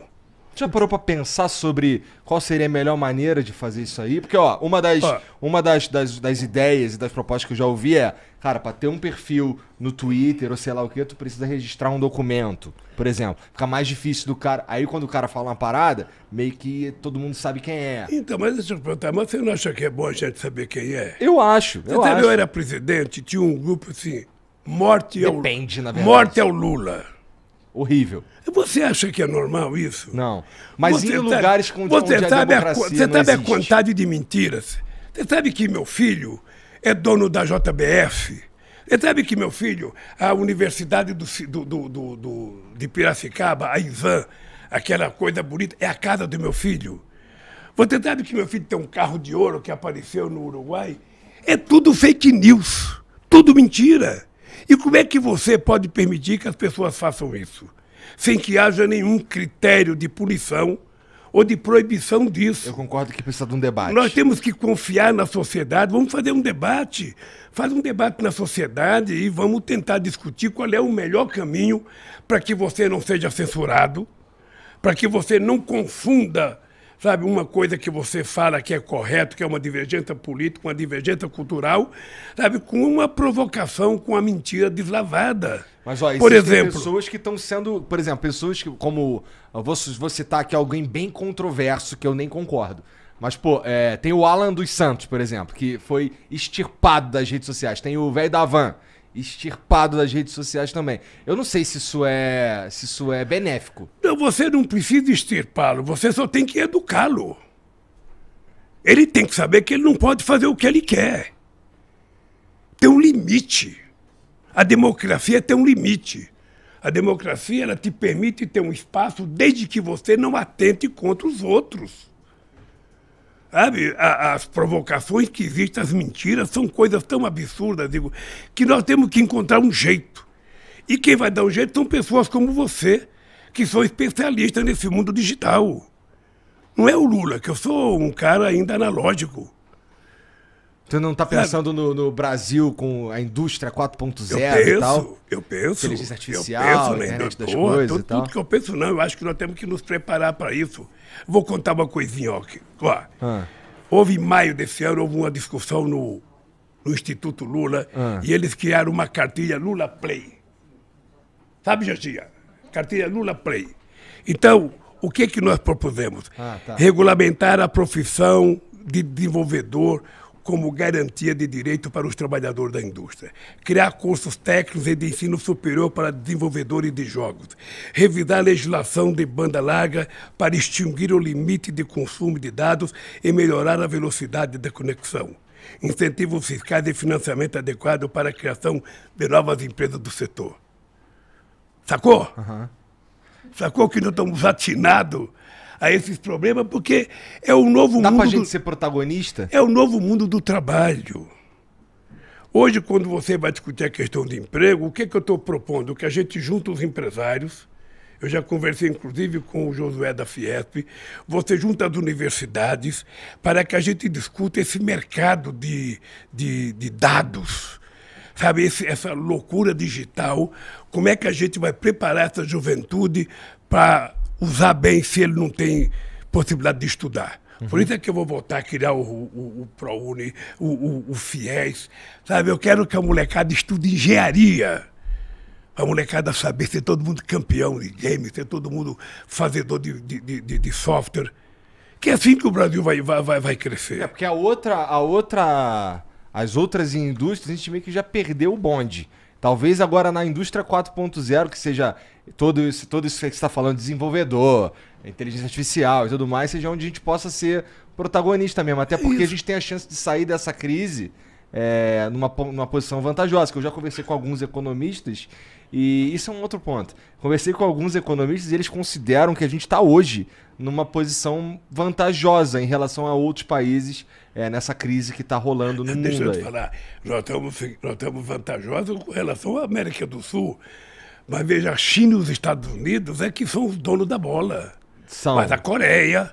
Mas a China está enfrentando agora uns problemas também. O que precisa é o Brasil se entender como um país grande. E que, portanto, nós temos que colocar a nossa juventude para estudar, se aperfeiçoar, sabe? E mandar muita gente estudar lá fora em universidade, sabe? Para que a gente seja competitivo, para que a gente possa disputar mercado. Concordo. Esse é o Brasil do futuro. Esse é o Brasil, Igor, que está mais na tua mão do que na minha. Na minha? Porque a natureza é implacável. Virar presidente, a natureza não precisa virar presidente, basta ser um ser humano criativo e um ser humano propositivo. Cada um de nós pode contribuir com as coisas no mundo que a gente está, no lugar que a gente está. A única coisa que a gente não pode é ser passivo. A única coisa que a gente não pode é ser neutro. Eu sou neutro, eu não gosto disso, eu não gosto daquilo. Não, cara. Sabe o que é que eu digo para a juventude? Eu digo o seguinte, ó, você não gosta de política? Você acha que todo mundo é ladrão? Você acha que todo mundo é corrupto? Só você é honesto? Então entra você na política, pô. Vá você para fazer as coisas. Seja eleito deputado. Porque é assim que a gente... lá fudeu também, pô. É assim que a gente conserta muito, Igor. É assim que a gente conserta o mundo. Eu tenho um radialista muito famoso aí que vivia querendo ser prefeito, sabe? E quando tem enchente no lugar, ele fala, cadê o prefeito? Cadê o prefeito? A Marta Suplicy foi para Paris e achei São Paulo tá cheio, sabe? Eu falei, seja candidato a prefeito, eu quero saber se você vai beber água quando der enchente. Porque a natureza, cara, quando ela se movimenta, ela passa por cima de tudo que você acha que não vai acontecer.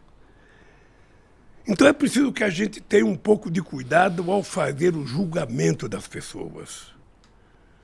Sabe, não tem ninguém 100% bom, nem tem ninguém 100% ruim. Todo mundo tem um pedaço bom e um pedaço ruim. Ninguém é puro. Eu, no meu caso, o meu pedaço bom é melhor. Cara, a Gleice tá falando ali de horário, não sei o que. Como é que você tá? Eu tenho pelo menos uns... Não sei se vocês querem... Pelo menos tem umas 3 paradinhas aqui que eu tenho que falar contigo, cara. Tá. Então, ó, vamos lá. Deixa eu pegar aqui umas 3... Ó, por exemplo, ó, tem um aqui que não tem como eu deixar passar, cara. Que é...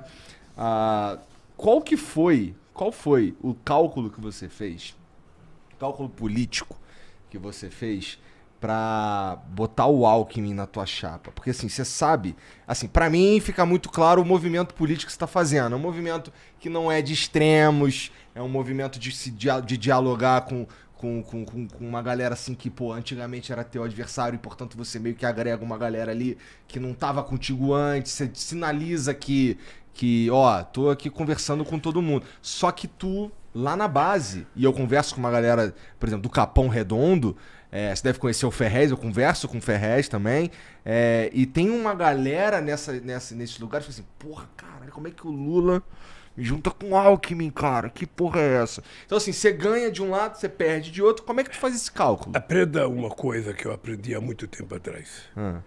Uma frase dita pelo Paulo Freire.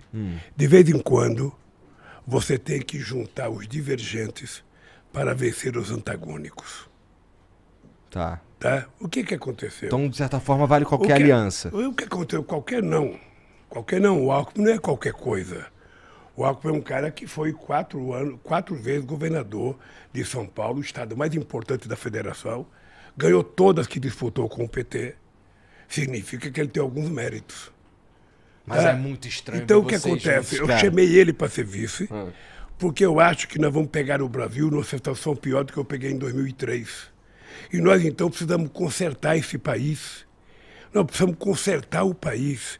Sabe, fazer o país voltar à normalidade, fazer com que o Congresso cumpra com as suas funções, executivo execute, o Poder Judiciário julga, e conversar com muita gente, com muito empresário, para que a gente coloque todo mundo para salvar esse país.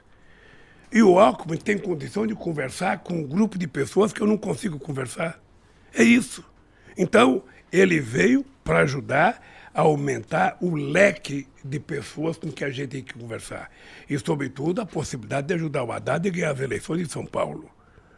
É isso, é muito simples. Você está lembrado que em 2008 eu fui procurar um empresário. O Zé Alencar tinha uma empresa de 17 mil trabalhadores em Minas Gerais. Eu jamais imaginei ter um empresário de vice. Quando eu vi o discurso dele, eu falei, é esse. E levei ele para ser meu vice.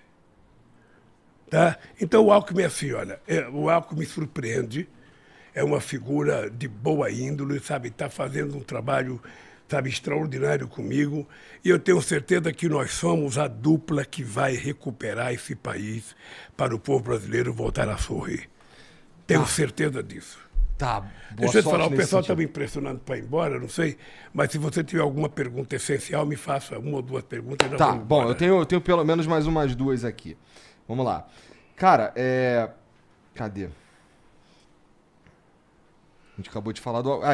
Cara, a gente falou rapidamente também sobre a questão de que você considera que num segundo turno com o Bolsonaro é muito difícil de debater, de falar sobre plano de governo e tudo mais. Eu entrei lá no site oficial e você tem exatamente 15 propostas assim meio genéricas. Chamou a atenção, podia ser 13, não sei porque tu botou 15. Mas, cara, por que a gente não tem um plano de governo? Por que a gente vota no Brasil como se fosse um concurso de bom mocismo? Não. O PT sempre apresentou o programa de governo. Dessa vez, sabe qual foi a novidade? Nós fizemos aquela proposta com 15 pontos e abrimos na internet para que a sociedade possa participar da sugestão para o nosso programa de governo. Já tem mais de 20 mil sugestões. Mas tu ia apresentar um programa de governo que parece que a galera do PT falou, pô, não apresenta nada não. Não, deixa eu lhe falar uma coisa. Vai ser difícil de fazer aliança. É que quando a gente, sabe, quando a gente já governou, as pessoas já sabem mais ou menos o que eu vou fazer. Não sei, porque agora tu tá se juntando com Alckmin. Então, mas deixa eu falar uma coisa. Tu aparece com o Meirelles. Quando eu ganhei, que a galera não sabe muito bem o que vai acontecer. Mas o Meirelles foi importante para mim no Banco Central. Eu não duvido. Deixa eu te falar uma coisa. Quando eu ganhei em 2003, eu dizia que se eu conseguisse acabar com a fome, eu tinha cumprido. E nós acabamos com a fome. Agora a fome voltou pior. A fome voltou muito pior, Igor. Você está vendo São Paulo, a quantidade de gente dormindo na sarjeta. Hoje eu passei embaixo daquele viaduto na Praça Roosevelt. Dá pena de ver a quantidade de crianças dormindo na calçada. Sabe? Dá pena. Isso não pode acontecer num país que já foi a 6ª economia do mundo. Isso não pode acontecer. E está acontecendo. Sabe? Então, nós vamos tentar consertar esse país. E isso está tudo lá no teu plano de governo. Eu tenho fé em Deus, que você vai me chamar aqui quando eu tiver 1 ano e meio de mandato. Porque se não for para fazer isso, é melhor eu não ganhar, cara. Só tem sentido eu ganhar porque eu acredito, como acredito em Deus, que a gente pode fazer as coisas acontecer. As pessoas precisam voltar a sorrir nesse país. Quando eu brinco, que eles não gostam quando eu brinco que nós vamos voltar, nos reunir no final de semana e comer um churrasquinho, com uma picanhazinha, tomando uma cerveja gelada, é uma coisa fantástica para a sociedade brasileira ter o direito de voltar a se reunir no final de semana para fazer uma festa em família, acabar com esse ódio, construir a paz. É tudo isso que eu preciso. E aí desvendar me deram, o Lula é a favor do aborto, eu sou contra o aborto. Sou contra o aborto porque o aborto não é bom nem para o pai, nem para a mãe, nem para ninguém. Mas tu é contra o aborto pessoalmente ou como política de Estado? Eu sou contra o aborto pessoalmente. Tá. E quem tem que decidir se o aborto não é a lei, não é o presidente da República. Concordo. É preciso parar de fetiche. É preciso parar de inventar coisas a respeito das pessoas. Tá, então agora, só porque você precisa ir embora, eu tinha mais 1 milhão de coisas pra falar contigo aqui, quem sabe na próxima oportunidade. Mas comenta pra mim rapidinho o que você pensa sobre teto de gastos e reforma trabalhista. Eu sou contra teto de gasto. E vou lhe contar por que eu sou contra teto de gasto. Quando eu ganhei as eleições de 2003, o Brasil tinha uma inflação de 12%, o Brasil devia para o FMI e tinha 12% de desemprego. Nós baixamos a inflação para 4,6%, nós reduzimos a dívida que era de 60,5% do PIB, a dívida interna bruta, para 37,7%, nós pagamos o FMI, emprestamos 15 bilhões para o FMI e ainda juntamos 370 bilhões de dólares, coisa que o Brasil nunca tinha. E geramos 22 milhões de empregos. Fizemos o maior programa de inclusão social. Por isso é que eu sou contra o teto de gasto. Teto de gasto para garantir o quê? Para garantir que os banqueiros recebam o deles e o povo pobre. Aí eu não posso melhorar a saúde por causa do teto de gasto. Eu não posso melhorar a educação por causa do teto de gasto. Eu não posso melhorar, não posso fazer creche por causa do teto de gasto. Ou seja, só vale a pena pagar o juro para os banqueiros? Isso então, é um problema, pagar juros para banqueiro. Então, deixa eu lhe falar uma coisa. Eu não acho que... não faz parte do teto de gasto, né? Eu não acho que educação seja gasto. Educação é investimento. Cuidar da saúde das pessoas é investimento. Nós precisamos tratar as pessoas com um pouco mais de decência, Igor. Sabe? Então, esse negócio de teto de gasto foi inventado para assegurar dos banqueiros o que é deles. Agora, ninguém quer discutir teto de política social. Ninguém quer discutir teto de crescimento da economia. Teto de aumento de salário, não.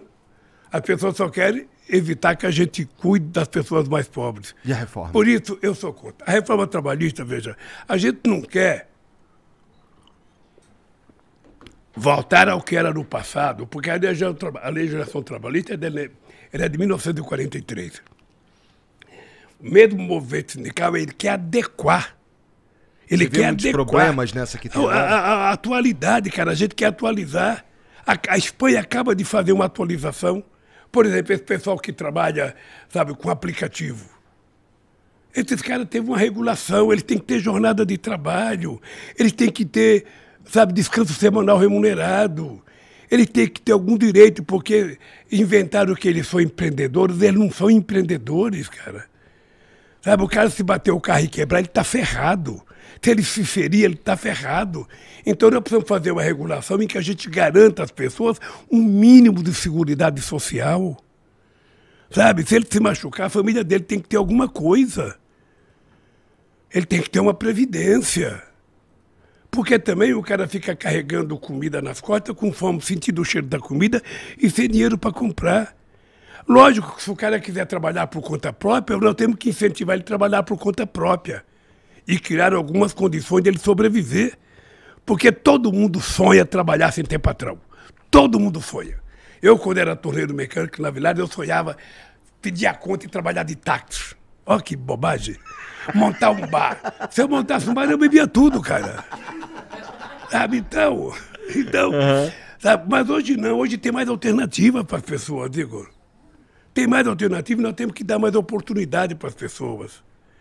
Sabe? Então eu digo sempre o seguinte, a gente não nasceu para ser pobre, a gente não gosta de comer coisa ruim, a gente não gosta, a gente quer coisa boa.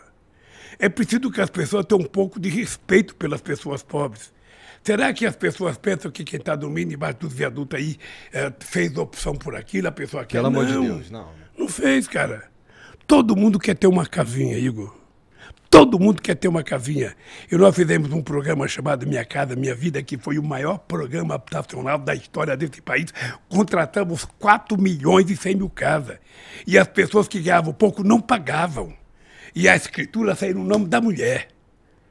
Tá? Nós temos que voltar com esse programa. Sabe? Todo mundo quer ter um empreguinho e ganhar um salário bom. Todo mundo quer que o filho ande bem vestido, as criancinhas vá para a escola com a barriga cheia. Isso não é exagero, isso é o mínimo que a Bíblia diz que a gente tem que ter, que a Constituição diz que a gente tem que ter. Por que negar? Veja uma coisa absurda. Está na Constituição que a mulher e o homem têm que ganhar salário igual se fizer trabalho igual. A mulher ganha, sabe, 60% do que ganha o homem. Então essa é uma coisa que nós vamos regular. Nós vamos regular. Pode ficar certo, nós vamos regular para a mulher ganhar igual ao homem se ela fizer a mesma função. E às vezes a mulher tem mais competência que o homem. Quando tu fala em regulação de mídia, tu não tá falando de censura não, né? Não estou falando de censura, eu sou inimigo da censura. Entrei na política contra a censura. O que eu quero fazer é o que eu estou dizendo. Tem coisa que a sociedade tem que participar para mudar. Sabe, eu não vou citar coisa aqui, mas tem canal de televisão, sabe, que só fala asneira, só fala grosseria, só ofende. Sabe, nós temos que ter uma regulação. A última regulação da mídia eletrônica é de 62. Então nós precisamos chamar a sociedade para discutir. Se você fala em chamar a sociedade, eu fico mais tranquilo. E a gente pode fazer uma regulação como a legislação inglesa, como a legislação americana, como a legislação alemã. Ninguém quer uma regulação como Cuba. Tá. Ninguém quer. Ninguém quer uma rádio que só fala aquilo que interessa ao governo, a televisão que só fala aquilo que interessa ao governo. Ninguém assiste. Ficaria chato pra caramba. O que nós queremos é uma coisa plural, que todo mundo ia ter direito a participar, que a oposição tenha direito de resposta, que as pessoas ofendidas tenham direito de resposta. É o mínimo. Veja, se você falar uma coisa aqui no teu programa e ofender alguém, e esse alguém ligar para você e falar, ô companheiro, a gente pode ter o direito de resposta, você não vai dar? Geralmente sim. É lógico, tem que dar. Você tem que dar uma chance à pessoa provar, Igor. Então é isso que nós queremos. Tá. Nós queremos. Eu não sei se a gente consegue fazer tudo isso, mas, por exemplo, você pega os canais de televisão, todos eles têm retransmissores. A Record tem retransmissor, a Globo, o SBT.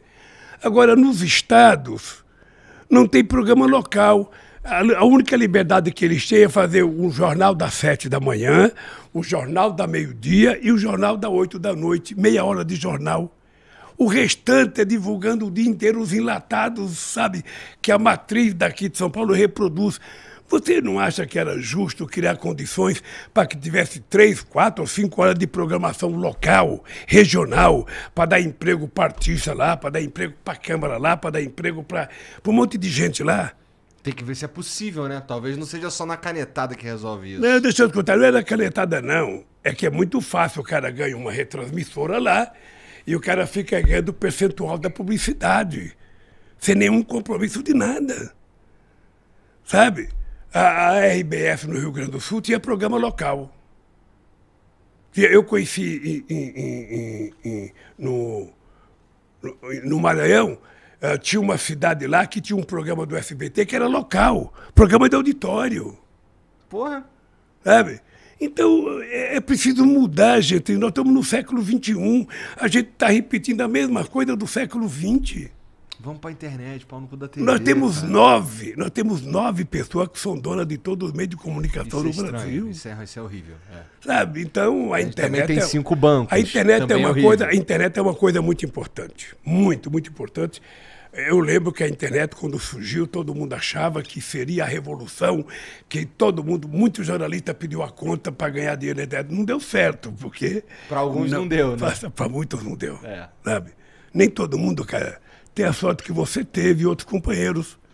faz uma coisa que, pá, dá certo, acerta na mosca e vamos em frente. Sabe? Isso eu acho louvável, acho legal, acho muito interessante, sabe? E eu fico mais feliz ainda quando eu vejo que você é um cara que se formou pelo ProUni, cara. Eu fiz letras. O ProUni foi a coisa mais extraordinária. Você sabe que eu sonhava em colocar os pobres na universidade, a gente não tinha... Eu pensei até em utilizar o fundo de garantia. Aí, de repente, a mulher do Haddad pensou uma ideia, falou para o Haddad falou comigo, eu falei, porra, nós vamos trocar a dívida que a universidade tem com bolsa de estudo.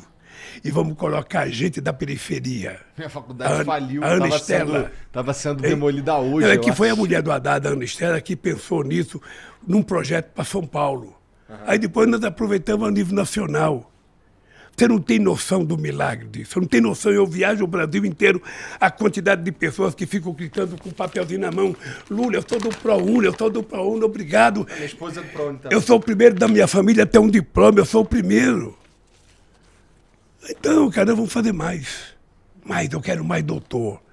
Eu quero mais filho de empregada doméstica médica. É assim que o mundo vai para frente. Quando os pobres tiverem todos os dentes na boca, sorrindo de alegria, barriguinha cheia, sabe? É tudo que eu quero. Cara, Esse país muito feliz. obrigado. Vão acabar me batendo, então eu preciso mesmo deixar você embora. Bom, para vocês que assistiram aí, não esquece de se inscrever aqui, de dar o like. Ô Lula, pô, como é que as pessoas te acompanham nas redes sociais, cara? Não sei. Então, ó, procura Lula aí no Google que você acha, tá bom? Ó, lá em casa Como é que é? quem cuida... Lula.com.br. No Instituto quem cuida, lá em casa quem cuida é a Janja. Tá. No PT é o Graziano. Cara, essa foi a é o resposta Cristiano. muito sincera, né? Sei lá, porra. E não me preocupe, sabe? Eu não quero, veja, eu sou um cara, sabe? Que eu não tenho essa preocupação mais. Cara, é uma pena, Sabe? de verdade, que você precisa ir embora, de verdade. Mas Mas cara, você me muito chama obrigado. outra vez. Pô. Eu te chamo outra vez. Me chama outra vez, se eu for presidente, você me chama. Tá. Sabe? Tá. E se eu não for, você me chama também. Tá bom. Sabe por quê? Porque não sendo candidato, eu posso falar coisa que aqui como candidato... Entendo. Sabe que o mundo é cheio de Eu frescura, entendo. muito... Sabe, o jogador de futebol pode fazer o que quiser, o artista pode fazer o que quiser, a artista pode fazer, mas o político não, ele tem que ser assim, durão. Tá. Sabe? Tudo, até o sorriso do Stuquinha vive. Sorri, presidente, sorri, presidente. Sabe? Não tem Tá com você há 22 anos, deve saber o que tá falando. Mas, Igor, deixa eu te falar uma coisa, olha, não é por Lula, não. Se você puder ajudar a desmontar a rede de fake news nessa campanha, ajude, cara. Ajude, você estará prestando um serviço extraordinário à sociedade. Tá? Se você puder, todo o programa teu fala, gente, vamos votar, é importante votar. Sabe? Eu considero que seja importante votar também. Sabe, Eu mas considero. fala isso, você tem um público extraordinário, convença as pessoas a ir votar. É bem importante, não precisa dizer, vai votar no Lula, não precisa dizer, não vou exigir tanto de você assim. Sabe, mas de qualquer forma, você até parece comigo. Caralho, eu já ouvi isso tantas vezes, cara. Mas obrigado, Lula. Olha, Obrigado deixa eu por te vir. contar. Todo mundo que veio aí, Deixa eu te obrigado. contar, foi um prazer te conhecer. Deixa eu ver tu de óculos, bota o óculos aí, deixa eu ver. Isso aqui é quando eu quero parecer intelectual. Caralho, olha lá, Janzão. Foi disso aqui que a Janja se apaixonou. Obrigado, Agora, cara. deixa eu te contar. Eu tô agradecido você ter me convidado para vir aqui, porque a gente precisa ter liberdade para falar as coisas que o povo precisa ouvir, sabe? E é importante parar de pregar para Deixa eu te contar uma convertido. coisa, cara. Vou contar uma coisa. Eu sei o que é a fome. Você sabe que na minha terra natal, onde eu nasci, em Garanhuns, eu vim comer pão pela primeira vez em São Paulo com 7 anos de idade. Lá o café que a gente tomava era uma cuia de farinha. E tu comia o que lá? Com café. Farinha com café. Farinha. Minha mãe conta essa história. A gente pegava café, colocava farinha, pegava o café, jogava lá, fazia um mingau. E é aquilo que você comia. Sabe? E eu tô hoje fortão, bonito, ó. 76 anos. Até casei, porra. Até casou, porra. Tá, cara, obrigado. Ó, desculpa a equipe aí se eu passei um pouco do tempo.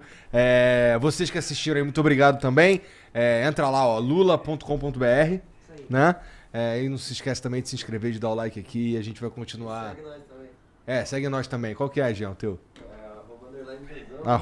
@_Janzão e eu sou Igor.3K, tá bom? Segue nós.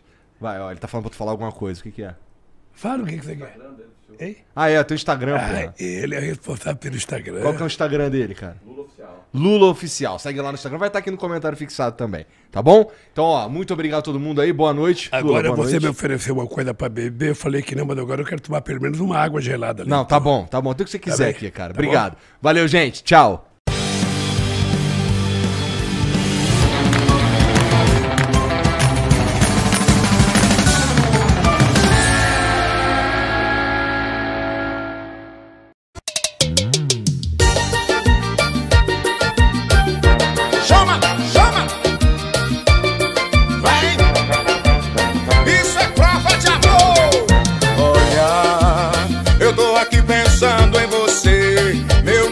Saudade, sobrenome é querer te ter, porque meu coração ficou mal acostumado, ficou daquele jeito, sem cuidado, abandonado, feito filho sem mãe, e eu sofrendo, querendo o meu ex-love, avisei a meu coração que você vai voltar, isso é prova de amor.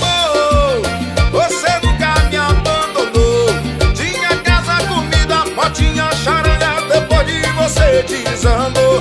Isso é prova de amor. Você nunca me abandonou. Tinha casa, comida, motinha, charanga depois de você desandou. Estrela da minha vida, você me faz tão bem. Arranca do meu peito essa aflição. Isso é prova de amor. Você nunca me abandonou. Motinha, charanga, depois de você desandou. Isso é prova de amor. Você nunca me abandonou. Tinha casa, comida, motinha, charanga, depois de você desandou.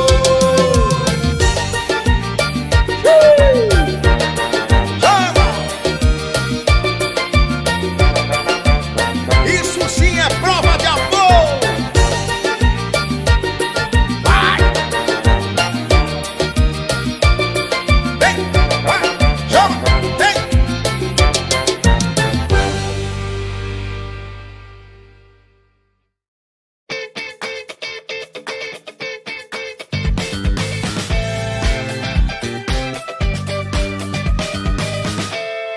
Eu tinha certeza que esse dia chegaria. A verdade prevaleceu. Não importa a situação, a gente sempre toma partido da verdade. Estamos presentes nos momentos de luto e nos momentos de luta, sem deixar de transmitir a esperança. Para quem já é da casa, siga em sintonia com a gente. Para quem ainda não é, muito prazer. Fazemos parte da Rede Povo de Comunicação do PT. TV PT. Aqui brilha uma estrela. Com Bolsonaro, o combustível aumentou para o valor mais alto da história. Perto da eleição, ele começou a reduzir o preço. Mas como é uma jogada eleitoreira, a redução é temporária. E agora Bolsonaro quer que a Petrobras só aumente os preços depois do segundo turno. Ou seja, depois da eleição, essa bomba vai explodir. E os preços dos alimentos, remédios e tudo mais também. O Brasil não aguenta mais Bolsonaro. Eu acho que o Nordeste pode muito mais, porque o povo é criativo, o povo é esperto. Essa região não nasceu para ser tratada como se fosse gente de segunda categoria. Essa região é gente de primeira categoria e precisava apenas da oportunidade. O que nós fizemos? Abrimos a porta. Abrindo a porta, e o Nordeste provou que o Nordeste não deve nada a ninguém, tem condições de competir. E mais importante, o Nordeste não quer ser melhor do que ninguém, quer apenas ser igual. tem a mesma oportunidade, o mesmo tratamento e quer viver sua vida dignamente, trabalhando, estudando, tendo acesso ao lazer, à cultura, viajando, aquilo que todo mundo sonha. Por isso, eu tenho orgulho de ser nordestino. Com o Bolsonaro, quase 80% das famílias estão endividadas. Com o Lula, vai dar para renegociar dívidas com juros baixos e limpar o nome. Com Bolsonaro, o salário mínimo não tem ganho real há 4 anos. Com Lula, teremos salário mínimo forte, com reajustes acima da inflação. Com Bolsonaro, o desemprego atinge quase 10 milhões de pessoas. Já Lula vai investir em grandes obras para gerar milhões de empregos.